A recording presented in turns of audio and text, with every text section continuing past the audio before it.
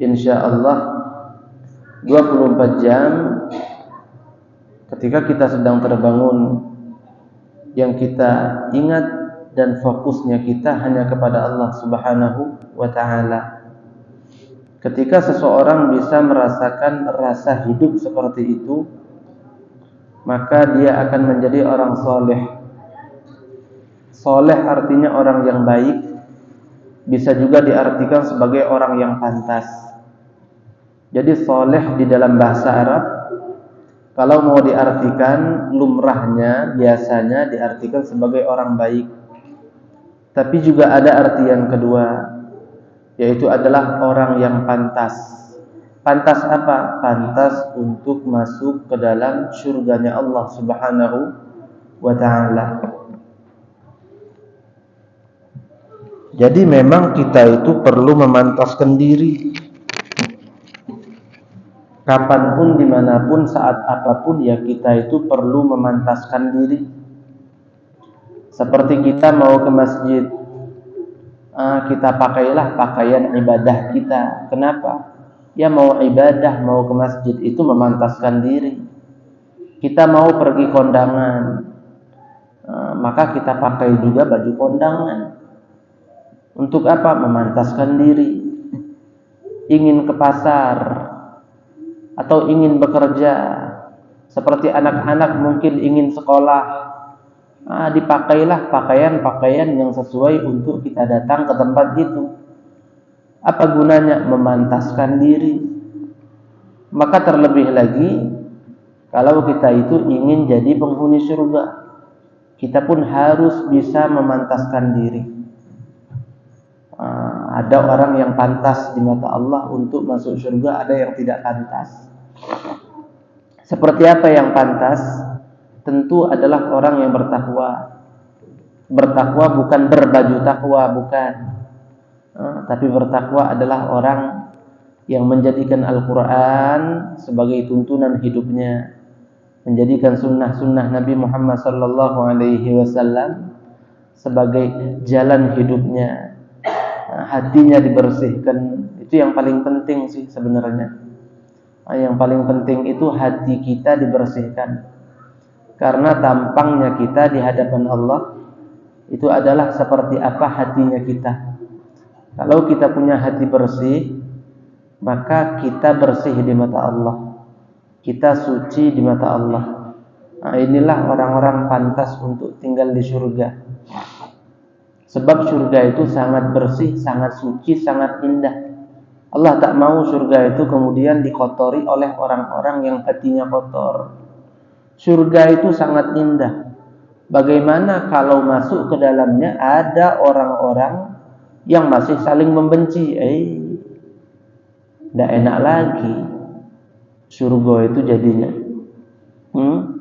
Terus terang, kita kalau mau dunianya kita ini indah, walaupun mungkin kehidupan kita sederhana, itu cara yang paling ampuh adalah jangan pernah memiliki musuh. Itu saja.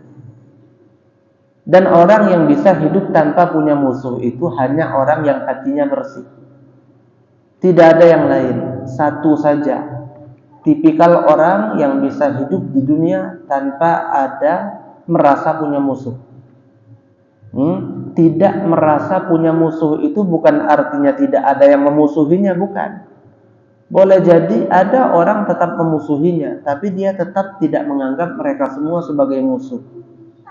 Nah, itu orang yang hatinya bersih. Setelah kita dimusuhi, tapi tetap kita tidak anggap orang-orang yang memusuhi kita sebagai musuh, itu baru bersih hati kita. Kalau semua baik kepada kita, kemudian kita anggap mereka semua sebagai saudara dan teman dan bukan musuh, itu biasa. Semua orang bisa. Tapi ketika kita terkadang dipojokkan, terkadang kita diganggu, terkadang kita disinggung dengan ucapan, tapi tetap kita anggap mereka bukan musuhnya kita, kita bisa memaafkan dengan sepenuh hati. Oh, itu hati kita bersih artinya. Suci hati kita. Ketika itu ada pada kita, kita akan bisa hidup seperti Nabi Muhammad SAW, hidup tanpa menganggap siapapun sebagai musuhnya. Yang jadi musuhnya beliau itu hanya musuh Allah saja. Makanya yang beliau anggap menjadi musuh itu hanya musuh Allah. Siapa? Orang kafir. Iya. Itu pun orang kafir dengan kategori tertentu yang mengganggu muslimin muslimat, yang menghina agama Allah. Itu bukan hawa nafsunya beliau marah kepada mereka itu. Akan tetapi sesuai dengan ajaran Al-Qur'anul Karim, innal kafirina kanu lakum aduwwan mubina. Bahwasannya orang kafir itulah musuh-musuhnya kalian. Jangan bablas. Katik musuh siapapun yang menghina Quran juga tetap sahabat, tetap kawan, tidak boleh dimusuhi. Islam rahmatan lil alamin, kita harus menjadi rahmat, itu tidak. Artinya itu tidak punya prinsip. Allah sudah bilang orang kafir yang memusuhi kita itu musuh kita. Yang menyerang agama kita, yang mempersulit kita mau ibadah, itu musuh kita. Tapi cara bermusuhannya juga rapi. Iya, rapi, ada aturannya. Ala kulli hal, ma'asyiral hadirin rahimakumullah. Jadi kita kalau mau menjadikan dunia yang tempat kita tinggal ini adalah tempat yang indah, nyaman ditinggali, maka bersihkan hati kita. Karena jikalau itu mampu kita wujudkan, kita tidak akan punya musuh. Kalau kita tidak punya musuh, maka dunia ini luas. Kalau punya musuh, ribet, nak ke masjid deh, kadang-kadang teringat, gak ada sedih, alasnya rasanya. Mudah-mudahanlah dia ngerti. Tahu-taunya ada. Sempit hatinya di masjid.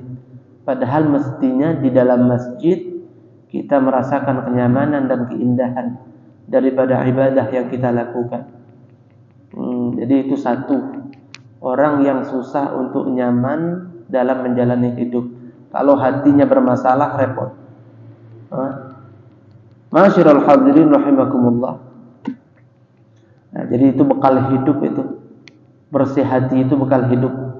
Hidup di dunia bekalnya apa? Bersih hati. Hidup di akhirat bekalnya apa? Itulah juga bersih hati. Hati tidak bersih, Allah tidak masukkan kita dalam surga. Iya. Takut surga itu nanti kotor. Masih musuh-musuhan di surga, tidak mungkin. Penghuni surga Allah bersihkan sebersih-bersihnya.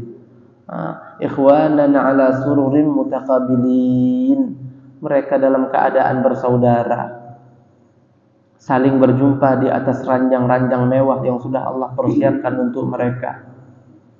Wa naza'na ma fi sudurihim min ghil. Itu kata Allah, penghuni surga itu telah kami cabut dari hati-hatinya mereka rasa iri dan rasa benci terhadap sesama. Ma'asyiral hadirin rahimakumullah. Mari kita lanjutkan kajian ilmu tasawufnya kita, kitab An-Nasaih Ad-Diniyah. Nasihat-nasihat seputar agama. Kita ini harus dekat dengan agama. Tidak bisa tidak. Biasanya dunia dan agama itu bertolak belakang. Bertolak belakang. Kesibukan duniawi biasa membuat kita jauh dari agama. Biasanya seperti itu. Kecuali orang yang sibuk di bidang dunia, tapi tujuannya untuk memakmurkan agamanya. Itu saja orang yang sibuk dengan dunianya, tapi tetap dia tidak jauh dari agamanya. Siapa? Orang yang sibuk dengan dunianya, tapi tujuannya untuk memakmurkan agamanya. Aku ini cari uang agar aku bisa nyumbang. Aku ini cari uang biar bisa umroh dan haji. Aku ini cari uang biar bisa sedekah dan zakat. Aku ini cari uang tapi tulus beneran. Bukan hanya dijadikan sebagai modus dan pembenaran. Buktinya apa? Tandanya apa? Kalau orang kejar dunia untuk akhirat, tandanya apa? Dia tetap tidak membuat kewajibannya kepada Allah menjadi berkurang pelaksanaannya. Ibadahnya tetap rapi. Itu tandanya. Kalau orang mengatakan saya ini cari dunia untuk akhirat saya, bisa kita benarkan? Bisa. asalkan pada dirinya ada sebuah tanda. Apa itu? Ibadahnya tidak berkurang. Kalau orang sudah cari uang, sholat tinggallah, ujung-ujungnya akhirat terbengkalai, dunia juga amburadul. Seperti itu. Orang kalau tanam padi itu tumbuh rumput, tapi kalau tanam rumput tidak bakal tumbuh padi. Orang yang kejar akhirat, dunia nuntut. Tapi kalau orang kejar dunia saja, akhirat tidak, maka akhiratnya akan amburadul, tidak akan mendapatkan kebaikan akhirat dia, rugi nanti di akhirat. Nah, kecuali yang itu tadi, orang yang kejar dunianya tapi untuk memakmurkan akhirat atau agama Allah Subhanahu wa taala, dan tandanya dengan kesibukan duniawinya dia tidak meninggalkan kewajiban akhiratnya. Ma'asyiral hadirin rahimakumullah, mari kita lanjut. Kitab An-Nasaih Ad-Diniyah karya Al-Imam Qutbul Ghaus wal Irsyad Al-Habib Abdullah bin Alawi bin Muhammad Al-Haddad. Beliau menyatakan di sini, wa kam 'allaqallahu al-'azim fi kitabihil 'aziz 'ala at-taqwa min khairatin 'azimatin wa sa'adatin jasimah. Berapa banyak, kata beliau, Allah Subhanahu wa taala mengaitkan di dalam Al-Qur'an banyak sekali kebaikan dan kebahagiaan dengan ketakwaan kepada Allah. Artinya di dalam Al-Qur'an itu banyak sekali ayat-ayat yang terkandung di dalamnya, yang di situ menjelaskan bahwasannya kalau bertakwa nanti dapat keberuntungan yang banyak. Jadi pembahasan kita ini masih seputar ketakwaan kepada Allah. Sangat banyak sekali keindahan, kebahagiaan, dan keberuntungan yang akan didapatkan oleh orang yang bertakwa kepada Allah Subhanahu wa taala. Banyak. Apa saja ayat-ayatnya dan apa saja keberuntungan-keberuntungan yang akan didapat oleh orang yang bertakwa kepada Allah. Satu, beliau sebut sebuah ayat, famin dzalik, di antaranya kata beliau, al-ma'iyyatul ilahiyyah, al-hafadhiyatul lutfiyah, kebersamaan hidup dengan Allah. Ini yang pertama beliau sebut. Orang yang bertakwa kepada Allah, hidupnya akan dibersamai oleh Allah.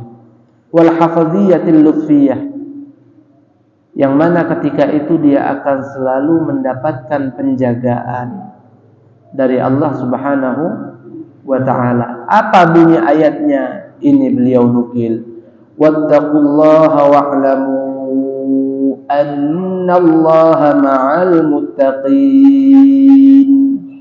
Bertakwalah kalian semua kepada Allah, dan ketahuilah bahwasannya Allah itu, sesungguhnya Allah itu senantiasa bersama orang-orang yang bertakwa kepadanya.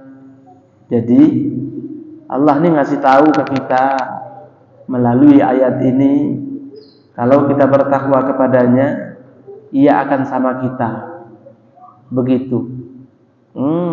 Kalau kita takwa kepada Allah, Allah akan ada bersama kita.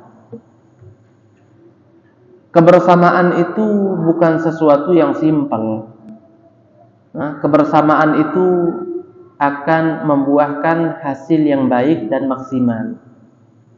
Jangankan bersama Allah, bersama saja kita maju, benar enggak?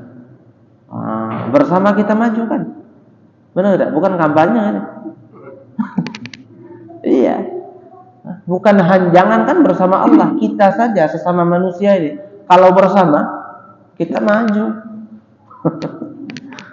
Kalau bersama kita maju. Kalau di dalam hadis atau perkataan orang Arab, al-ittihadu yurithul quwwah. Al-ittihadu yurithul quwwah. Bersama kita teguh. Iya. Kita ada juga dalam pepatah Indonesia, bersama kita teguh, bercerai kita runtuh. Al-ittihadu yurisul quwwah, bersatu atau bersama, maka itu akan membuat adanya kekuatan yang kita dapat. Seperti apa perumpamaannya kalau dalam kitab Akhlaqul Banin itu sapu lidi. Lidi kalau satu, kelingking kita bisa matahkannya. Kalau dua, masih bisa kelingking. Kalau sudah 3, 4, 5, tidak bisa kelingking itu. Jari manis atau intinya satu jari bisa.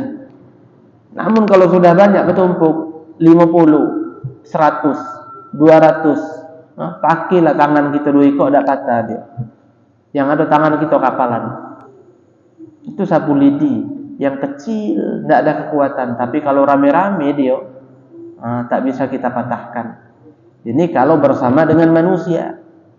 Seperti kita di tempat tinggalnya kita, bersama warga, tetangga, keluarga yang ada. Kita kompak bersatu. Cakep. Tempat tinggal kita bersih. Keamanannya pun kualitasnya baik. Intinya kekompakan, kesolidan itu akan pengaruh besar kepada kehidupan kita. Misal bikin acara, kompak, bikin acara, yang hadir ramai. Makannya bisa makan lemak, tidak berat. Nyiapnya ngapa? Rame yang nyumbang. Nyumbang cuma sekian, tidak terlalu besar, tapi karena nyumbang kalau kompak, jadinya makan mewah bisa. Padahal keluar uangnya tidak banyak. Itu kompak itu. Jadi kekompakan itu luar biasa, kebersamaan. Begitulah kebersamaan jikalau mampu kita wujudkan bersama manusia-manusia yang ada di sekeliling kita. Itu saja dampak positifnya sangat besar dan sangat terasa. Bagaimana kalau kita itu bukan bersama manusia lagi, tapi bersama Allah, yang memanglah sebagai zat pencipta, yang maha berkuasa, yang maha kaya, yang maha esa dan maha mampu. Segalanya aturan Allah galau kita. Kita hari ini bisa nafas tuh Allah yang ngatur. Kalau sudah Allah bersama kita, maka subhanallah, Allah akan jaga kita. Apalagi dampak lainnya, apa kita mau Allah beri. Orang mau jahat kepada kita, tidak jadi-jadi, kejahatannya sampai ke kita, tidak sampai. Jadi begitu. Jadi luar biasa kalau kita bisa hidup bersama Allah. Maaf ngomong, sponsor kita itu bukan partai lagi. Iya, sponsornya kita itu bukan manusia lagi.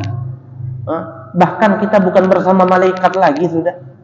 Kalau kita punya dekeng malaikat luar biasa, wong ngon toyul bae sogi. Ada yang ngomong kayak itu, tapi tidak tahu benar enggak ya. Oh, dia tuh ada dekeng, santai, keluyuran dari pagi sampai sore. Ada dekeng itu. Peliharaan toyul. Duit masuk masih. Iya, sama toyul. Jadi kalau bersama dengan Allah ya bukan bersama dengan makhluk lagi. Bersama dengan malaikat luar biasa. Hebat, kita tahu sendiri kan seperti apa cerita yang Nabi Sulaiman itu. Ada orang dibersamai oleh malaikat, jin ifrit lagi nyerah. Iya, apalagi tuyul kecil tadi tidak masuk di rumah kita. Takut. Iya, orang Rotibul Haddad misal malam-malam di rumah, malaikat banyak di rumahnya. Terus malam-malam atau pagi intinya rumahnya dipakai untuk tilawatul Quran. Itu malaikat banyak di rumahnya. Rumahnya zikir, televisi itu tidak nyala lagi, nolak. Sekali-sekali nyalakan televisi. Itu pun hiburan-hiburan yang sifatnya positif, tidak ada wanita buka aurat, tidak ada unsur kedustaan atau hoax. Insya Allah rapi rumahnya. Tuyul tadi tidak bisa masuk, kenapa banyak malaikatnya. Makanya ada cerita burung tiap pagi dipanjat wong terus pohon tempat dia bersangkar, tiap hari bertelur. Tapi tiap hari juga ada orang naik itu pohon ambil telurnya setiap hari. Ternyata itu pohon di belakang rumah seorang laki-laki, di halaman belakangnya. Wong itu lambe. Kapan aku nak punya anak katanya. Betelok dimbeknya oleh wong itu. Telok lagi dimbeknya lagi sakit hati. Indukan burung ini ngadu ke Nabi Sulaiman. Lapor Nabi Sulaiman, aku nak ngeluh, sekalian minta solusi. Apa? Ceritakannya. Oh ya sudah kata Nabi Sulaiman. Sekarang kau tunggu, aku panggil jin ifrit dulu. Jin ifrit dipanggil. Akhirnya datang jin ifrit. Nabi Sulaiman bilang, nah, burung ini kesian, betelok terus, tapi dimbek wong terus teloknya. Tolonglah kamu jagokan besok. Seperti burung ini bilang tadi, tiap pagi tuh orang manjat pohon itu untuk ambil telurnya. Kau standby di sana dari pagi. Pagi-pagi sekali engkau standby. Kalau engkau lihat orang itu manjat, julakkan kata Nabi Sulaiman, biar dia kapok. Akhirnya tibalah esok hari. Hamba Allah ini seperti biasa jalan, naik pohon. Pas naik pohon ceplok, ambil telur. Turun lagi, kata burungnya, anu jin ifrit nih, bandel dia nih, tidak nurut dengan Nabi Sulaiman, tidak ada dia. Buktinya ini orang tetap aman, bisa ambil telurnya. Lapor ke Nabi Sulaiman, Nabi Sulaiman, jin ifrit khianat. Apa maksudmu? Tidak patuh perintah. Hilang lagi telur aku 1 hari ini. Kata Nabi Sulaiman. Kenapa dia tidak dengar perintahnya aku? Marah Nabi Sulaiman. Akhirnya datang jin ifrit beberapa waktu setelahnya. Dimarahi Nabi Sulaiman. Nabi Sulaiman, jangan marah dulu. Aku sudah nongkrong di situ dari subuh lagi. Kutungguin ya. Tadi budak itu tuh berjalan dengan santainya naik pohon. Aku nak julakkan, dikit lagi kujulakkan dia jatuh itu, bentar lagi itu. Akhirnya Allah utus malaikat. Aku ditendangnya oleh malaikat, mental jauh sekali aku mental. Ditendang malaikat aku. Tak bisa. Bukan musuh itu. Malaikat yang jago dia. Ternyata apa amalan laki-laki itu? Sedekah. Pagi-pagi sebelum dia naik, dia sempat sedekah. Dijaga malaikat. Jadi kalau kita bersama malaikat itu, jin, jangankan jin biasa ya, jin ifrit saja nyerah. Iya. Nah, tidak tahu kalau jin bentuk manusia, tidak tahu. Ada. Wallahu a'lam. Coba ke jajal. Nah, jadi subhanallah itu orang bersama malaikat. Bagaimana kalau orang itu bersama Allah? Allah akan selalu jaga dirinya. Cak mana caranya? Takwa kepada Allah. Nurut, patuh. Taat perintah Allah. Yang wajib semua kerjakan. Yang haram semua tinggalkan. Itu saja. Allah akan jaga kita. Allah akan bersamai kita. Maqamul ma'iyah itu maqam wali besar. Tidak sembarang. Orang kalau sudah dapat maqamul ma'iyah, dia itu wali besar sudah. Wali hebat. Udah bersama Allah hidupnya. Tidak ada takut lagi, tidak ada sedih lagi. Para wali seperti itu. Makanya Sayyidina Abu Bakar As-Siddiq masuk ke dalam gua Tur dengan Nabi Muhammad SAW, sembunyi dari kejaran orang-orang kafir Quraisy yang ingin membunuh mereka. Subhanallah, sampailah Abu Jahal di mulut gua. Nunduk baik, kelihatan itu kaki Nabi dan kaki Sayyidina Abu Bakar As-Siddiq. Kelihatan. Allah utus burung merpati bertelur di atas mulut gua. Allah utus dan perintahkan seekor laba-laba untuk bikin rumah sarang di pintu gua itu.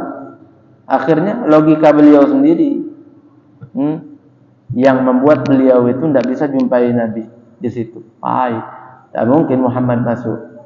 Kalau Muhammad masuk ke sini, ini sarang laba-laba udah hancur dan ini merpati tidak bakalan nyaman. Duduk di sini sambil bertelur. Lari dia. Ketika itu Sayyidina Abu Bakar As-Siddiq pucat. Bukan takut beliau yang wafat, beliau cinta Nabi, takutnya Nabi yang kenapa-kenapa. Sedangkan wahyu Allah sampaikan kepada Nabi Muhammad yang berdakwah, dia juga Nabi Muhammad. Kalau Nabi Muhammad wafat, siapa meneruskan dakwah? Jadi ketika itu apa yang dikatakan Rasulullah kepada beliau? Rasulullah santai antang. La takhaf wa la tahzan. Jangan takut, jangan sedih. Ngapo baca? Nabi ngomong innallaha ma'ana. Allah sama kita. Ma'a itu bersama artinya. Ma'iyah, ma'a. Ma'iyah, ma'a. Jangan takut, jangan sedih wahai Abu Bakar. Allah sama kita. Itu maqamul ma'iyah itu. Beliau usap ketika mengatakan nasihat tersebut kepada Sayyiduna Abu Bakar As-Siddiq, tangan beliau mengusap dada Sayyiduna Abu Bakar As-Siddiq. Sayyidina Abu Bakar As-Siddiq pernah bilang, aku tidak pernah sedih lagi, tidak pernah takut lagi jalani hidup sejak saat itu. Sejak Nabi katakan itu perkataan kepadaku sambil mengusap dadanya. Sampai sekarang tidak pernah sedih lagi, tidak pernah takut lagi hidup. Kenapa Allah sama aku, kata beliau. Innallaha ma'ana. Jadi luar biasa. Kalau kita bisa menjadi seorang manusia yang ternyata hidupnya bersama Allah Rabbul Alamin, Tuhan semesta alam. Apa resepnya? Takwa, tak ada yang lain. Ini baru satu nih. Ini baru satu nih, keberuntungan orang yang bertakwa kepada Allah. Belum yang lain-lain. Baru satu saja. Wa'alamu annallaha ma'al muttaqin. Ketahuilah bahwasanya Allah Subhanahu wa taala bersama orang-orang yang bertakwa kepadanya. Kemudian beliau menyebutkan satu lagi fadilah, faidah dan fungsi yang kedua, keberuntungan yang kedua yang juga akan Allah berikan kepada orang-orang yang bertakwa kepadanya. Wa min dzalika al-ilmul ladunni. Ilmu ladunni. Nah, ilmu ladunni ini ilmu ladunni ini adalah ilmu yang orang dapatkan tanpa belajar atau belajarnya jadi mudah. Tiba-tiba alim. Ini 1000 dah sih kok yang model kayak ini. Ada orang-orang khusus seperti ada Syekh Abdul Aziz Ad-Dabbagh. Kita lanjut dulu ayatnya. Jadi kata beliau, "Wa min dzalik al-ilmu ladunni." Ilmu ladunni. Apa itu ilmu ladunni? Nanti kita bahas. Qala Allah Ta'ala, ini firman Allahnya. Wattaqullaha wa yu'allimukumullah. Bertakwalah kalian kepada Allah, niscaya Allah akan jadikan kalian orang alim. Takwa itu bikin kita jadi cerdas. Takwa itu bikin kita jadi cerdas. Hati kita akan terbuka untuk menampung ilmu-ilmu yang Allah beri.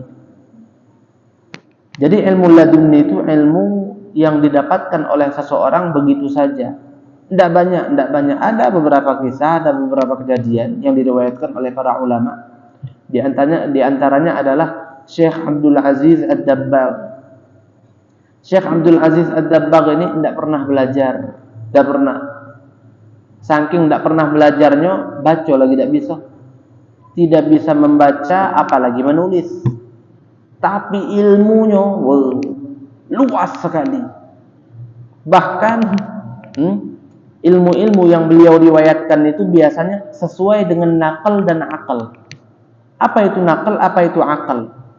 Nakal itu adalah firman Allah, sabdanya Rasulullah.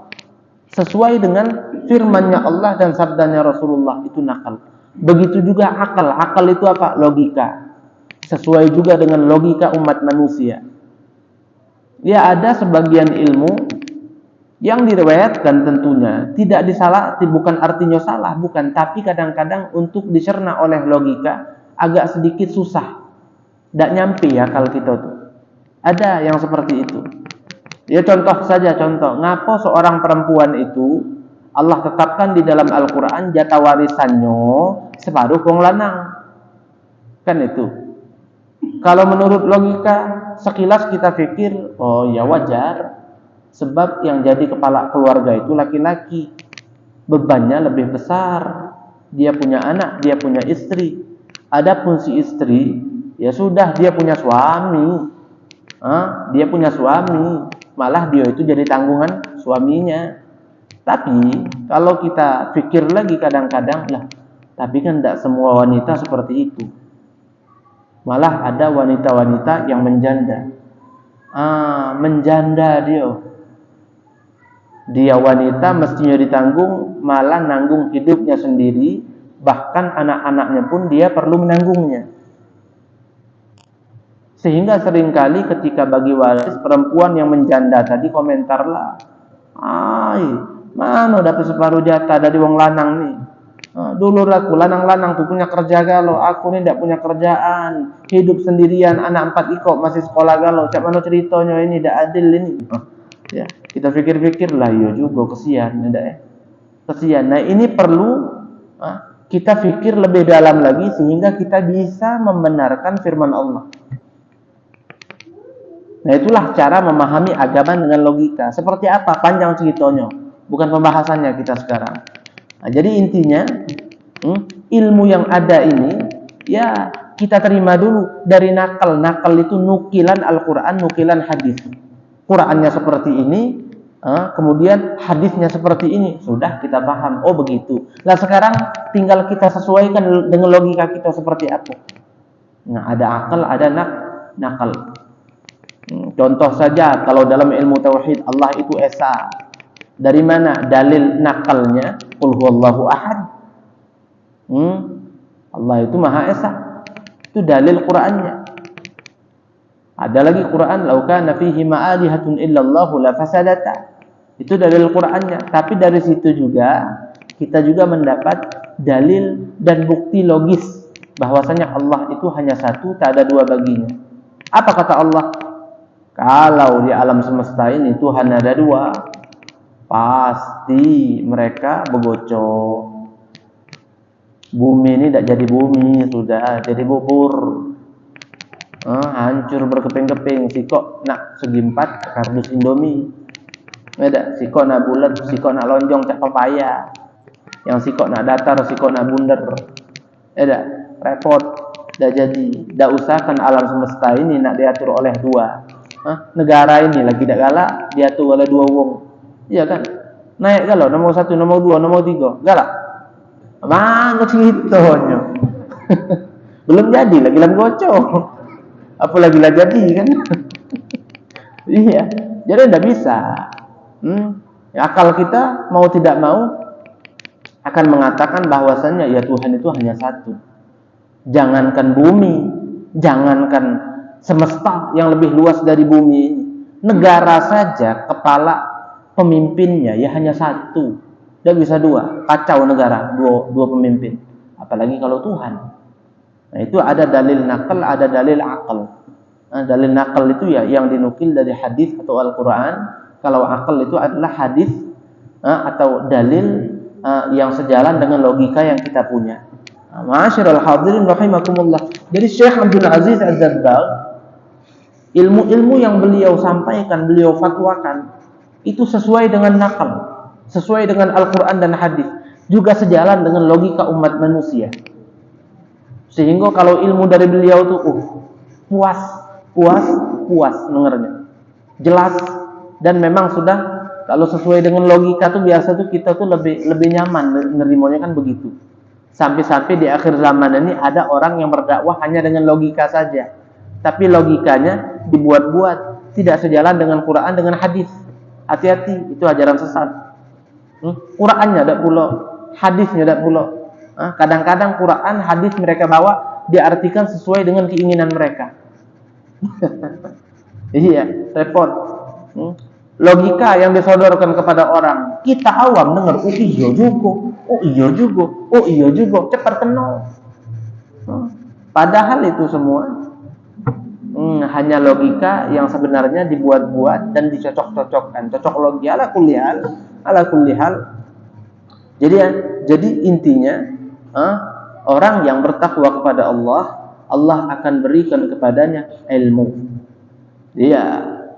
Orang kalau sudah bertakwa kepada Allah itu, Allah akan cinta dia, dan Allah akan bersama dia, dan Allah akan angkat dirinya menjadi orang dekatnya. Orang dekatnya Allah itu dalam bahasa Al-Qur'annya wali.